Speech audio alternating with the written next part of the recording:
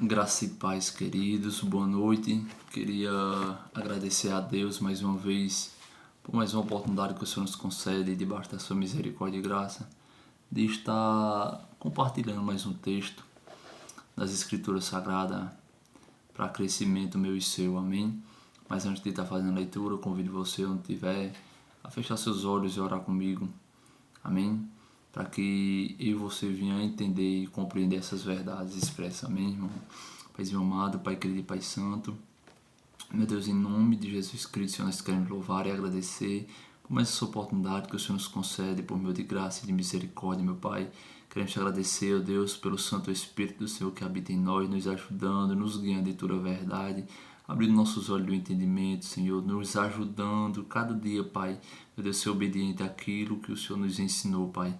Porque a Tua palavra, ó Deus, ela nos ensina cada dia mais a caminhar, Senhor, de acordo com a Tua vontade, fazendo aquilo que é do Teu agrado, se aproximando cada dia mais do Teu reino, Senhor, e se distanciando daquilo que nos afasta da Tua presença, Pai amado e Pai querido. Abre nossos olhos do entendimento, ó Pai. Nesse momento, meu Deus, declaro mentes abertas, Senhor, para ouvir e receber a Tua palavra. Que o Teu Espírito Santo, Pai, possa descer aos nossos níveis, trazendo revelação e o entendimento dessa palavra, Senhor, que vai ser ministrada. Somos alunos do Espírito Santo, nos ensina essa noite, ó Deus, tudo para a glória do Teu nome, no nome de Jesus. Amém. Queridos, eu queria compartilhar um texto muito conhecido pela igreja, mas a palavra de Deus ela se renova. E esse texto é um texto muito conhecido. Se você tiver com a Bíblia, acompanhe também, leia, medite nessa mensagem. E o Espírito Santo vai lhe revelar coisas maravilhosas. Amém? Que se encontra em Lucas, capítulo de número 5, do versículo número 1. Vamos ler até o versículo de número 11.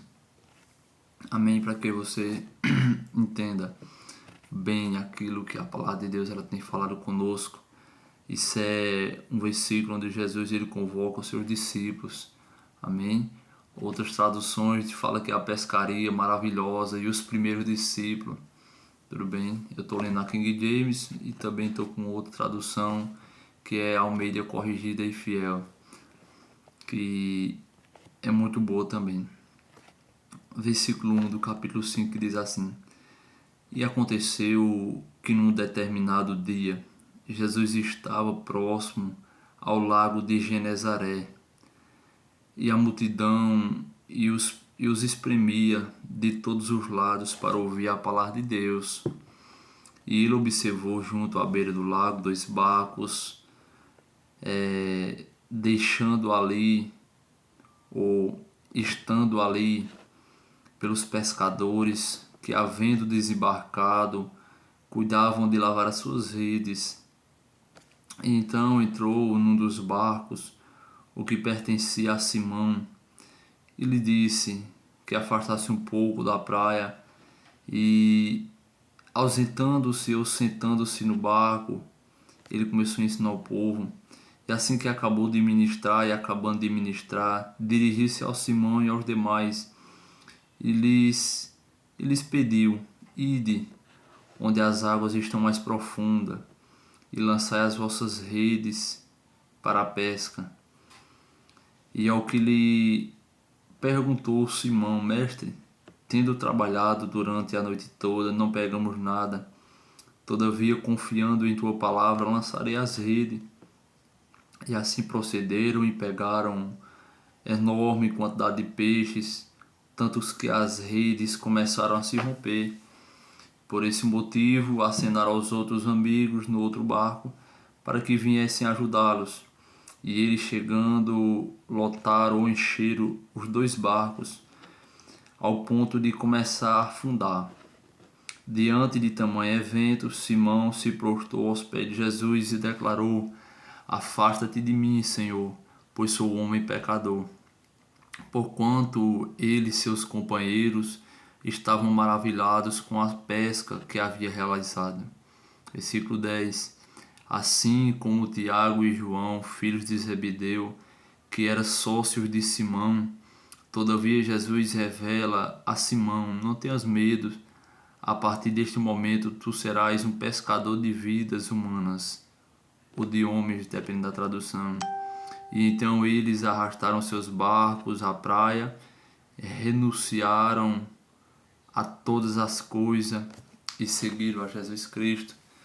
Tem outra tradução, no versículo 11 diz assim: lavando os barcos para a terra, deixou tudo e o seguiram. Na King James diz que eles renunciaram. E realmente, foi uma renúncia. Amados, eu creio que toda palavra de Deus ela é inspirada, como está escrito, porque toda palavra de Deus ela é pura, escudo para aqueles que neles confia. Toda palavra de Deus ela é inspirada por Deus. Mas este texto de Lucas capítulo 5, ele me chamou muita atenção. Já de imediato no versículo 1, a Bíblia diz que quando Jesus Cristo ele começa a anunciar a palavra de Deus, diz que multidão se aproximava, vinha pessoas de todos os lados para ouvir Jesus Cristo ministrando, para ouvir Jesus Cristo pregando o plano de salvação, para ver Jesus Cristo operando coisas maravilhosas, porque a palavra de Deus ela liberta o cativo, o oprimido, assim como está escrito lá em João 8, diz que se o Filho vos libertar, verdadeiramente sereis livres, e o que liberta a minha e a tua alma é a palavra de Deus. A partir do momento que eu e você considerarmos aquilo que é a palavra de Deus, ela fala para mim e para você. Só que quando Jesus Cristo ele está anunciando, pregando o plano de salvação para aquelas pessoas, dois barcos se aproximam, creio eu que pais de famílias que passaram a noite, se frustraram por não ter pegado nenhum peixe. E a gente vê que eles caminhavam em uma sociedade, eles eram sócios, como a gente acabou de ler. E eu creio que eles vieram muito desanimados, muito tristes daquela pescaria, cansados, né? Eles vieram frustrados porque passaram a noite, tentaram várias vezes, mas não conseguiram. Amém, queridos? E o que eu aprendo com isso é que muitas das vezes eu e você tentamos, perseveramos, né? Muitas das vezes eu e você tenta trabalhar de alguma maneira ou de outra maneira. Infelizmente, muitas das vezes acaba dando errado.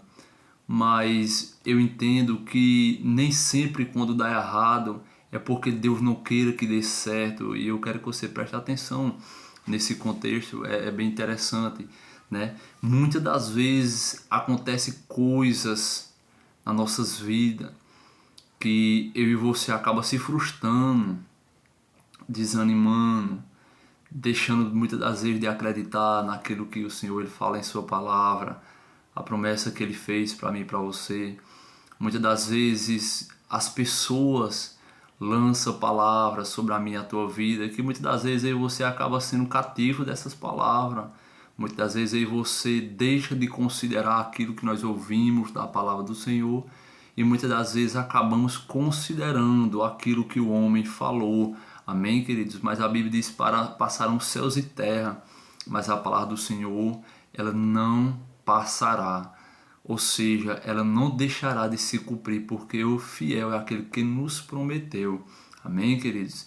Então vejam que quando Jesus Cristo anunciava e de repente Jesus Cristo olha ali vários pescadores na cabeceira do rio, ali numa parte rasa, os discípulos, ele ainda não era discípulos, mas Deus já tinha um chamado. Jesus Cristo estava ali para executar aquilo que Deus um dia já tinha projetado e planejado para aqueles homens.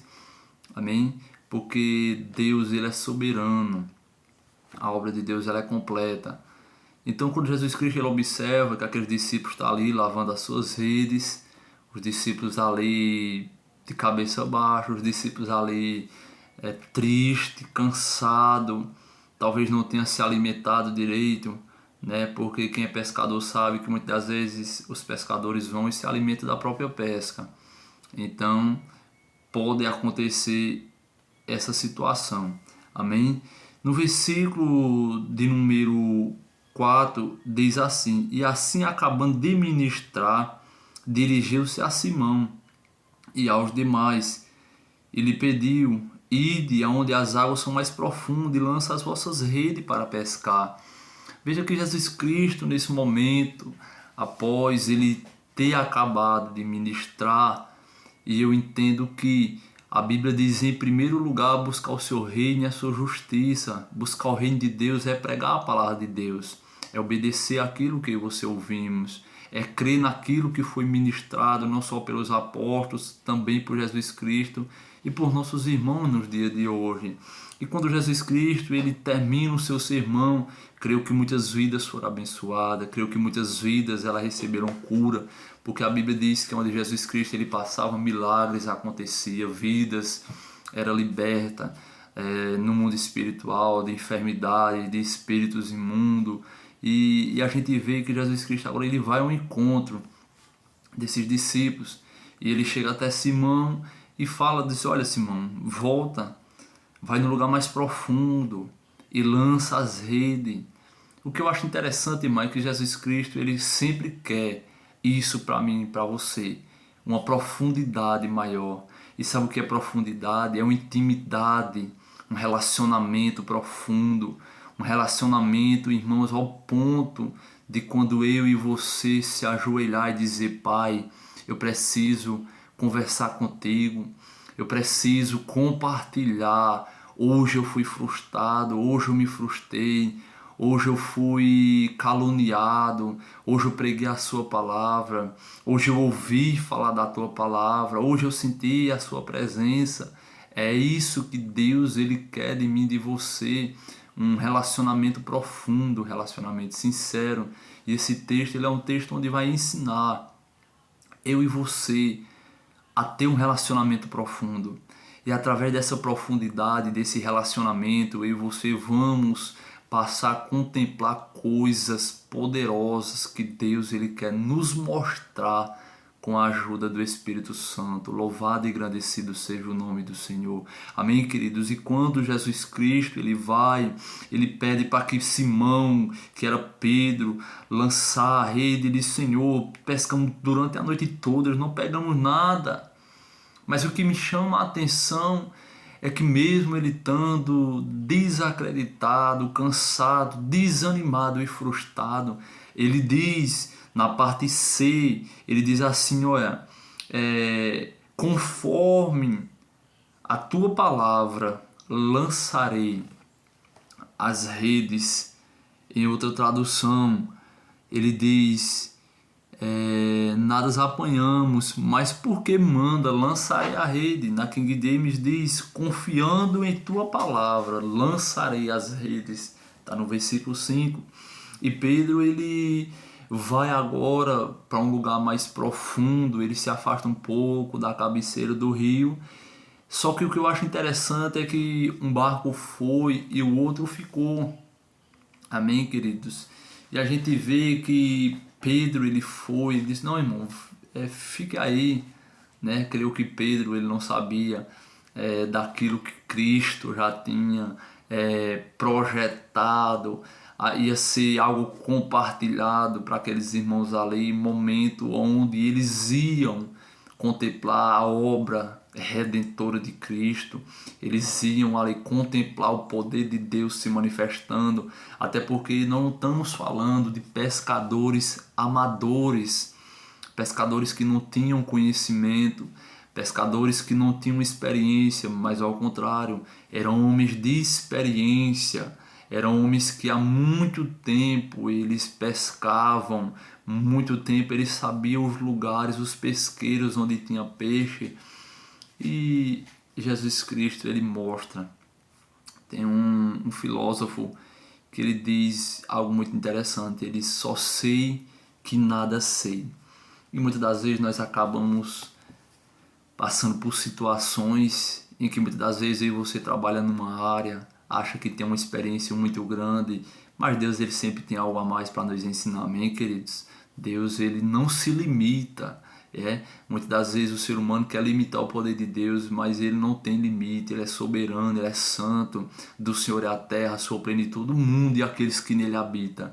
A gente vê que tudo está nas suas mãos. A Bíblia diz que ele pega as águas do mar na concha das suas mãos. Amém, querido? Esse é o meu Deus, esse é o teu Deus, esse é o meu Pai, esse é o teu Pai. Amém? Então é motivo de você, de acordo com aquilo que a palavra de Deus fala e nos pede para fazer, executar e fazer essa obra.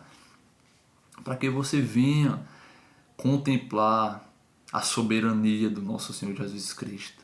Pedro vai, lança as redes do lado direito do barco, e ali quando Pedro lança a rede, a palavra de Deus vai dizer que foi uma quantidade enorme. Pedro, ele acertou uma rede num cardume de peixe, ao ponto dele não poder e não couber num barco a quantidade de peixe. Pedro vai, chama os seus amigos e vem com outro barco. Versículo 7 diz: por esse motivo acenaram aos seus amigos no outro barco, para que viesse ajudá-los. E eles chegando, lotaram ambos os barcos ao ponto de começarem a afundar. Então veja, irmão, Deus, ele é soberano na sua obra. Ele tem todo o poder e autoridade. Lucas 1:37 diz: porque para Deus nada é impossível. Talvez você tenha se frustrado, talvez você tenha deixado de tentar mais uma vez. O Espírito Santo, ele sonda o nosso coração e ele sabe que já passou por essa situação. Confesso para os irmãos, já passei por muitas situações, né? Eu me lembro que já chorei muitas vezes. Minha esposa é testemunha, o Espírito Santo, ele é testemunha, porque ele mora dentro de mim. E muitas vezes eu já desanimei, eu já me frustrei. Chegou um ponto que eu entrei no meu banheiro com a minha Bíblia e disse: Senhor, eu não quero mais pregar a tua palavra. Por que, Senhor?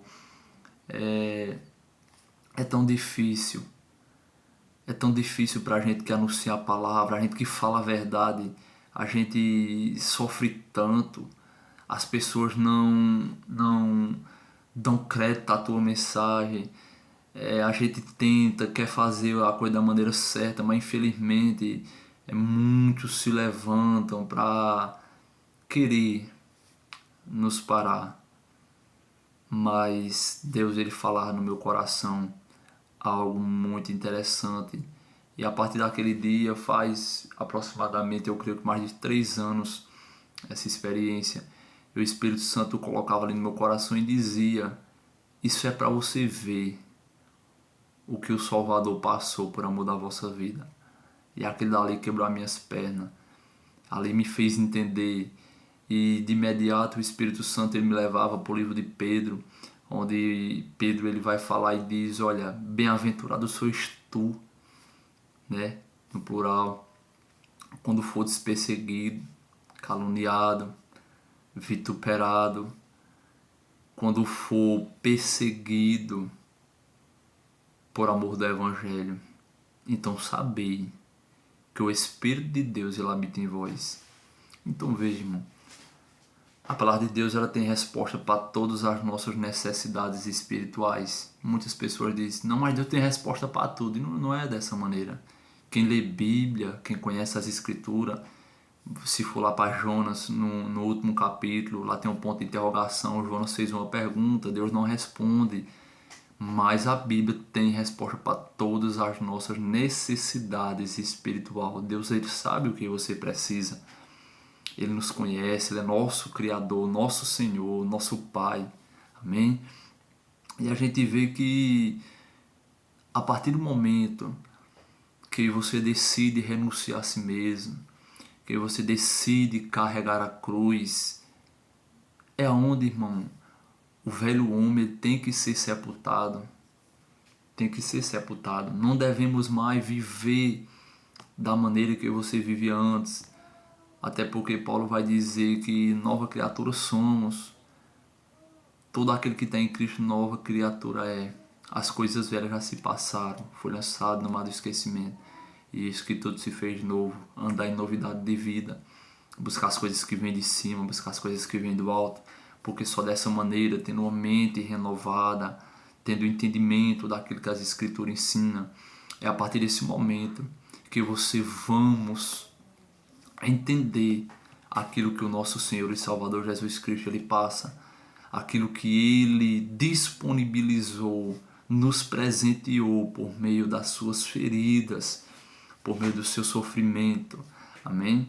Teve uma mensagem anterior que eu ministrei, eu postei aí no YouTube também, né? E disse como é que pode uma pessoa que está ferida, machucada, ela provocar cura numa pessoa que não está ferida e não está machucada. Isso é algo muito interessante e graças a Deus muitas pessoas foram abençoadas, né? A gente chegou numa quantidade abençoada de pessoas que estavam ouvindo, compartilhando, né? E é isso que o nosso Deus ele nos proporcionou por meio do sacrifício de Cristo. E ali também fala, Isaías diz, Senhor, quem dará crédito à nossa mensagem, né? As pessoas infelizmente não dão crédito, não considera, despreza aquilo que foi feito através de Cristo, dos profetas, dos apóstolos, amém? Mas eu creio no nome de Jesus Cristo que eu e você estamos caminhando cada dia, desejando aprender e ser usado por Deus, desejando cada dia mais buscar uma vida de santidade ao ponto de você colocar as mãos sobre os enfermos e ele ser curado, pôr a mão sobre uma pessoa que tem uma deficiência, talvez não ande e seja coxo, e o milagre acontecer. Está disponível, irmão, está disponível. E não sou eu que falo, é a palavra de Deus que fala. Jesus Cristo disse, aquele que crê, obras maiores do que as que eu fiz, fará. E o que o Senhor nosso fez? O que o nosso Salvador fez? Ele curou coxo, cego, ele curou homens que tinham a mão seca, mirrada, ele curou pessoas que tinham lepra, ele curou a mulher do fluxo de sangue, ele ressuscitou Lázaro, ele multiplica pão e peixe. Amém, queridos? Ele cura o filho do oficial, a filha de Jairo. A gente vê que Jesus Cristo ele faz a multiplicação lá em João 3, naquele casamento, nas bordas de Caná da Galileia. Ele multiplica. E a gente vê que ele não para, ele vai além, ele vai adiante disso. A Bíblia diz que ele, assim como os profetas tinham falado, ele também fala que ao terceiro dia ele ressuscitaria. E assim foi feito. Ele ressuscitou, após ele ressuscitar, ele vem, se apresenta a aproximadamente 500 pessoas, faz a promessa do revestimento do poder e do Espírito Santo, está escrito em Atos 1. E a gente vê se cumprindo essa promessa em Atos no capítulo 2, a noite de Pentecoste, a igreja primitiva, né, sendo revestida de poder, e ali aonde as primícias do Espírito Santo, ela começa a ser executada, onde as primícias do Espírito Santo, ela começa a ser revigorada, começa a entrar em vigor, e a igreja passa agora a receber a ousadia, a receber o encorajamento, a receber o revestimento de poder para sair no seu evangelho e pôr a mão sobre os enfermos e ser curado. A gente vê, irmãos, que Pedro e João, a partir do momento que eles receberam esse revestimento de poder, eles sobem para o templo para orar. Algumas traduções falam a hora nona, outras traduções falam ao meio-dia. E a gente vê que quando eles chegam, o homem diz, olha, tem uma moeda ou tem uma comida, dependendo de alguma tradução. Ele diz assim, olha, não tenho ouro e não tenho prata, mas aquilo que eu tenho eu te dou. Ele estende a mão, aquele coxo, ele levanta e ele anda. É isso que Deus quer de mim e de você.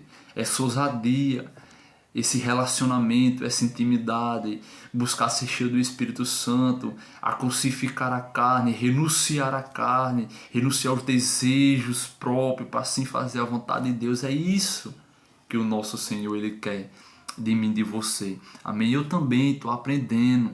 Quem me conhece, quem já trabalhou comigo na obra do Senhor, me ajudando, conhece, sabe que eu também estou em crescimento, estou buscando aprender, mas eu creio que a ajuda do Espírito Santo ela tem feito com que você passe a desejar, buscar viver essas coisas que são poderosas para aquele que crê e confia. Voltando para o texto, o versículo de número 8 diz: diante de tamanho evento, ou seja, diante de um tamanho milagre, Simão se prostrou aos pés de Jesus, declarou: afasta-te de mim, Senhor, pois sou homem pecador.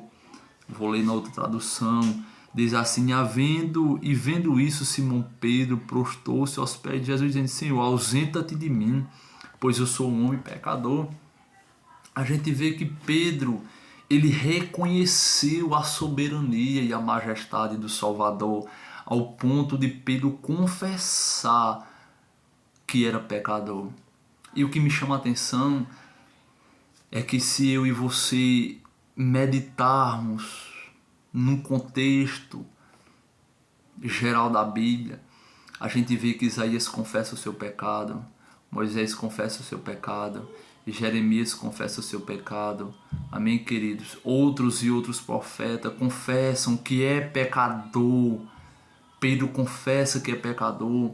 E a gente está vivendo numa era onde pessoas dizem: não sou pecador. Tudo bem, irmão. Tudo bem, nós não temos mais a natureza do pecado, porque nós nascemos em Cristo. Amém?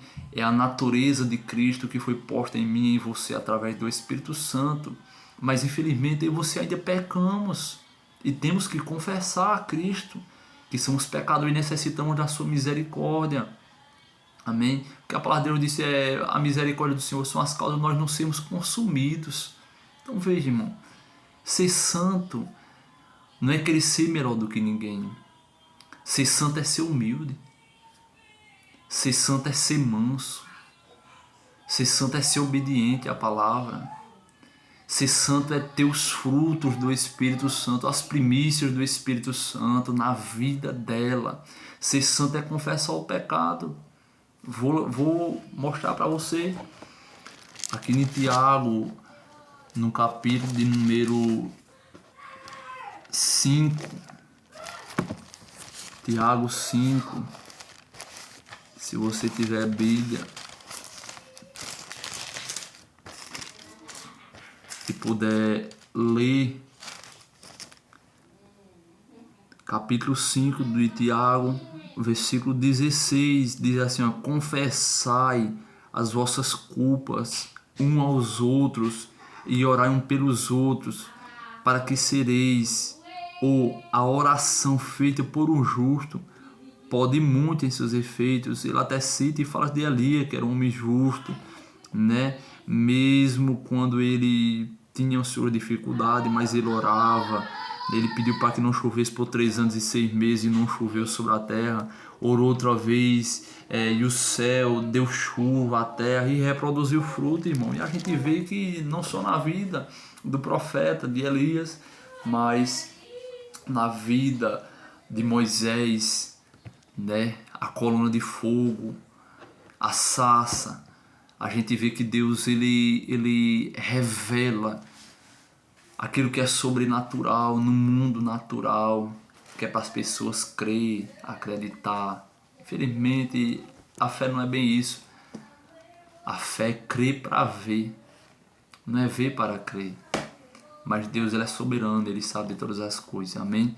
Versículo 9 diz assim, ó: porquanto ele e seus companheiros estavam maravilhados por essa pescaria que havia realizado. Todos reconheceram que ali tinha sido algo proporcionado por Deus. Deus tinha preparado aquele momento onde ele iria usar Jesus Cristo, assim como Jesus Cristo há pouco instante atrás tinha pregado o plano de salvação para aquelas outras vidas. Jesus Cristo agora, por meio das suas atitudes e da sua soberania, ele anuncia o plano de salvação também, ao ponto daqueles discípulos que iriam ser os discípulos, eu digo assim porque eles já tinham chamado, dele reconhecer que eram pecadores e estava diante de um homem que era santo, que era soberano, que era justo. Amém? E eu entendo que Deus, Ele sempre nos coloca em situações para que eu e você reconheça quem Ele é. Não podemos esquecer que é o nosso Pai, nosso Salvador, o nosso ajudador, o nosso Consolador, o nosso advogado fiel, aquele que provê não só alimento, mas cura e salvação, né? A graça é salvadora, mas Ele é Senhor. E você não podemos esquecer que Ele é Senhor, Ele é soberano, amém? Não podemos esquecer que Ele é soberano e Senhor. O versículo 10 diz assim: assim como Tiago e João, filhos de Zebedeu, que eram sócios de Simão, todavia Jesus revela a Simão: não tenhas medo, a partir deste momento tu serás pescador de vidas humanas, na King James diz. E o que eu acho interessante, irmão, o Espírito Santo ele traz ao meu coração que por eles está pescando, por eles está ali na cabeceira ali do lago, ou tem tradições que diz do mar de Genezaré. Eu digo que ali foi um divisor de águas para aqueles homens, foi um divisor de águas para aquelas vidas. Agora eles iriam deixar aquilo que eles faziam, que eles tinham experiência, e agora eles iam aprender a pescar. Só que agora não ia pescar mais peixe, ia pescar almas para o reino de Deus. Amém, queridos? Isso me chama muita atenção, porque um pescador ele tem que ter os seus instrumentos de trabalho. E você temos isso, foi disponibilizado por meio da cruz, essas ferramentas de trabalho para mim e para você ganhar vidas para o reino de Deus. A Bíblia diz, irmãos, que a fé, a obra de Deus ela é salvífica na minha e na tua vida. Tudo bem que a obra ela não salva, a salvação é pela graça, mas a Bíblia também vai dizer que a fé sem obras ela é morta. Então é um conjunto, fé e obra tem que andar junto, amém, queridos? E a gente vê que Jesus Cristo disse: não tenhas medo, Pedro, a partir desse momento tu serás pescador de vidas. O versículo 11 diz assim: então eles arrastaram seus barcos para a praia, lá atrás fala de um lago, renunciaram. Aqui já entra agora falando todos eles. Antes Jesus fala, não tenhas medo.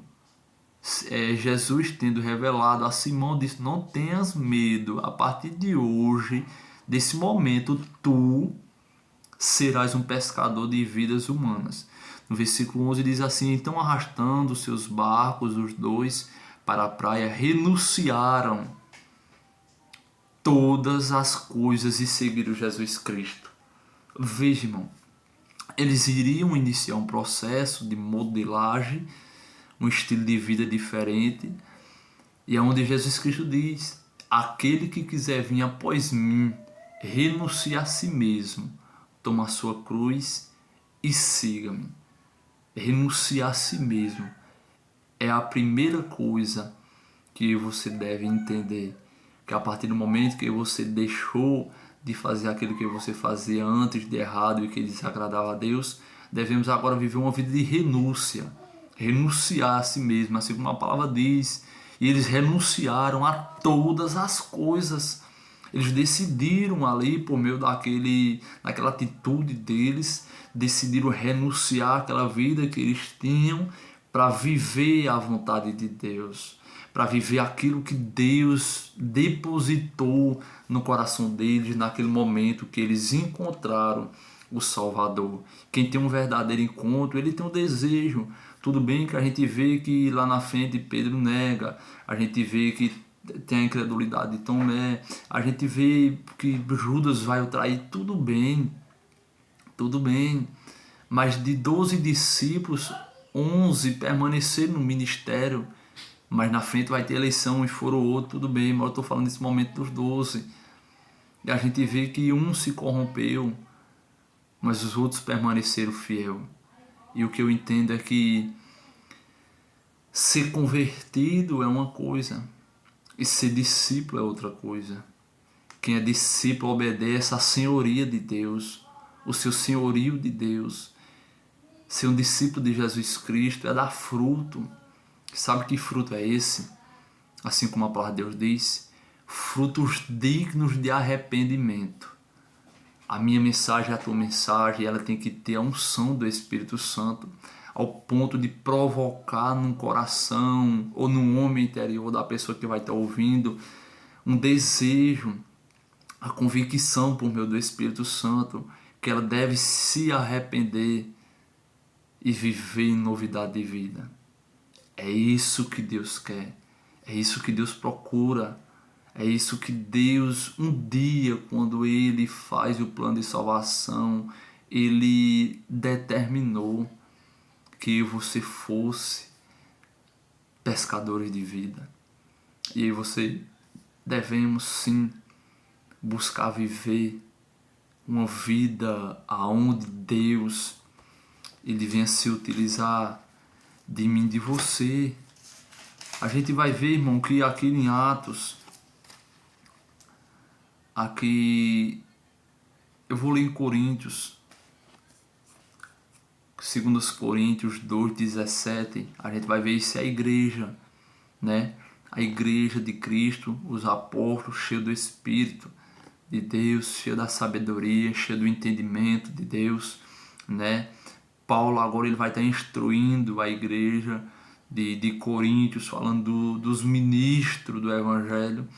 Paulo vai dizer no versículo 17 do capítulo 2, ao contrário de muitos pregadores, não somos mercenários da palavra de Deus, mas anunciamos a Cristo com sinceridade da parte de Deus e na sua presença.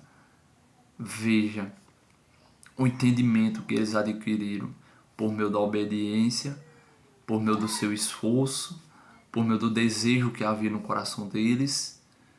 Eles entenderam que eles eram pescadores de vida.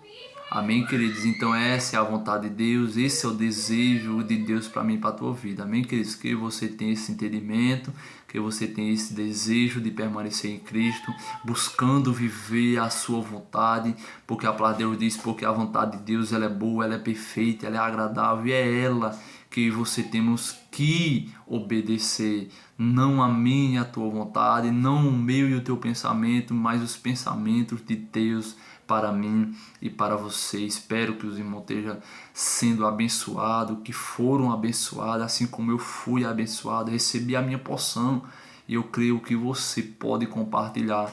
Peço que você, ainda que não é inscrito, vá lá no canal do YouTube, @DeusForte, e se inscreva lá no canal, né? Compartilhe essa mensagem para que Deus também venha estar abençoando outras vidas, porque você, irmão, não pode ser fominha. Temos que abençoar. A Bíblia diz que nós somos abençoadores. Então abençoa outras vidas com essa palavra, que Deus ele vai também estar lhe recompensando com bênçãos espirituais. Amém, queridos? Que Deus te abençoe. Guarda essa mensagem, guarda essa palavra e busque viver uma vida de santidade. Põe a mão sobre os enfermos e Deus vai usar você. É você que Deus vai usar para operar coisas grandes, ao ponto de você olhar e ver se cumprir através da sua vida aquilo que Cristo falou nas Escrituras Sagradas. Que Deus te abençoe em nome de Jesus.